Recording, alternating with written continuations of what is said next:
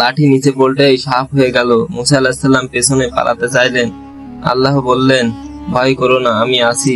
এই লাঠি ও তোমার হাত হবে তোমার মুজিজা। এরপর তিনি পেলেন এক মহান দায়িত্ব। ফিরাউনের কাছে যাও, তাকে তাওহীদের দাওয়াত দাও। মুসা আলাইহিস সালাম প্রার্থনা করলেন, হে আল্লাহ, আমার বুক প্রশস্ত করে দাও, আমার কথা সহজ করে দাও এবং আমার ভাই হারুনকে আমার সঙ্গী বানিয়ে দাও। আল্লাহ তাআলা তার দোয়া কবুল করলেন। হযরত মুসা আলাইহিস সালাম ও হারুন আলাইহিস সালাম একসাথে ফিরাউনের রাজপ্রাসাদে গেলেন। একদিন যারা সেই প্রাসাদে ছিল অতিথি, আজ তারা এসেছে একজন নবীর দাওয়াত নিয়ে। মুসা বললেন, হে ফিরাউন, আল্লাহর পক্ষ থেকে আমি তোমার কাছে এসেছি, তাকে মানো এবং বনী ইসরাইলকে মুক্ত করে দাও।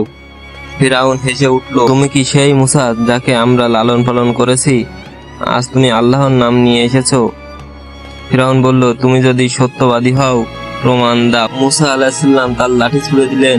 সেই লাঠি বিশাল সাপ হয়ে গেল।